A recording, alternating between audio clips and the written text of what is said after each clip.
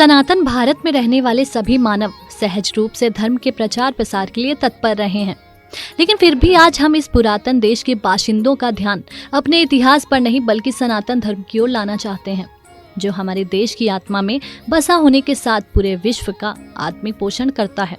हमारा धर्म विरासत के नाम से चलने वाला ये कार्यक्रम हमेशा आपको सनातन धर्म की राह पर चलते हुए हमारे सभी दर्शकों को धर्म की जानकारी देने का कार्य भली भांति करता आ रहा है। मैं दिल की गहराइयों से आपका हार्दिक अभिनंदन करती हूँ।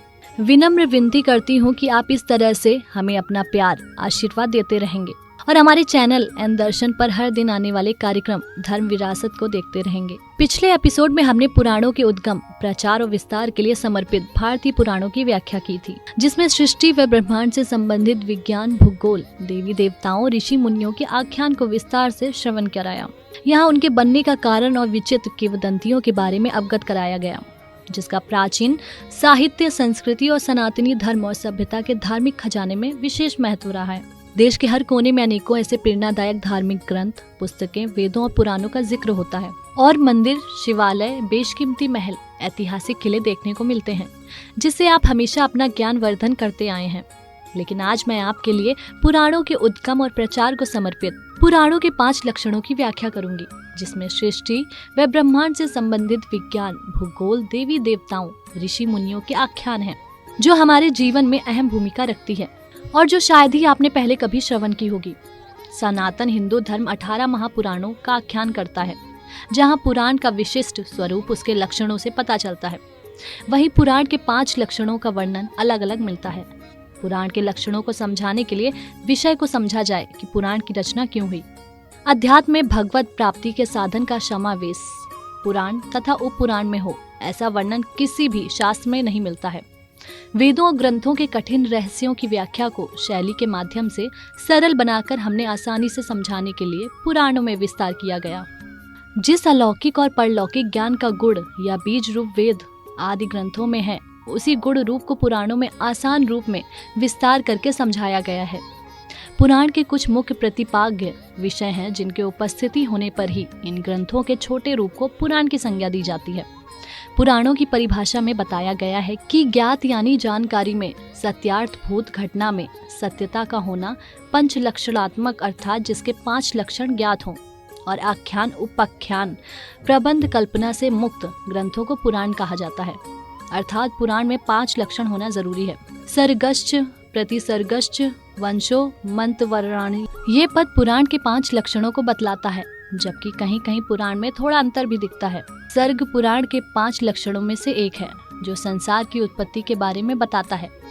इस सर्ग को सभी पुराणों में विस्तार से बताया गया है, जिसमें देवी देवताओं की उत्पत्ति, समुद्र, पर्वत और भूमि की उत्पत्ति, सूर्य की उत्पत्ति के विषयों का वर्णन सर्ग में किया गया है।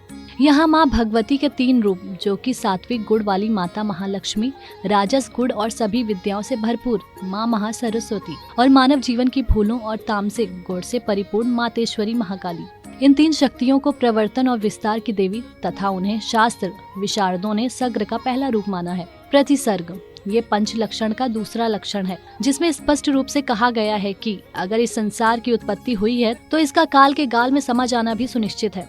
जबकि प्रतिसर्ग में उत्पत्ति और विनाश को बताने के लिए कुछ और ही शब्द प्रयोग किए जाते हैं, क्योंकि भागवत में प्रलय के 4 रूप बताए गए हैं, जो नौमित्तिक नियम होने वाला, प्राकृतिक, नित्य और आत्यांतिक अत्यधिक के रूप में वर्णित है।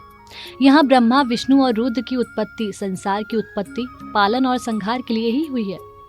इसे प्रतिसर्ग कहा जाता है। वंश ये पंच लक्षण का तीसरा लक्षण है, जिसमें संसार के मोह, भोग, इच्छा, त्याग, बलिदान, आशीर्वाद जैसे कारणों को बताया गया है। उपादान किसी वस्तु को तृष्णा, इच्छा से ग्रहण करने की जो प्रवृत्ति होती है, उसके कारणों को यहाँ बताया गया है, जिसमें क्रमिक परंपरा का वर्णन किया गया है। देवी देवता, ऋषि मुनि, मनुष्य सभी वंश में आते हैं। चंद्रवंश सूर्यवंशी राजाओं के अलावा हिरण्यकश, सुपु जैसे सभी वंशों का विवरण और स्वयंभू मनु का भी यहाँ वर्णन मिलता है। वंशानुचरित यहाँ चौथे पंचलक्षण में वंश के जो पदार्थ आते हैं, उनको वंश के तहत लिया गया है, जिसमें महर्षि, राजा और मनुष्य के चरित्र और वेद शाखाओं के सभी अंग वंशानुचरित में आते हैं। मनवंतर ये अंतिम लक्षण है, जो कि संसार की शुरुआत से अंत तक की पूरी गणना करता है।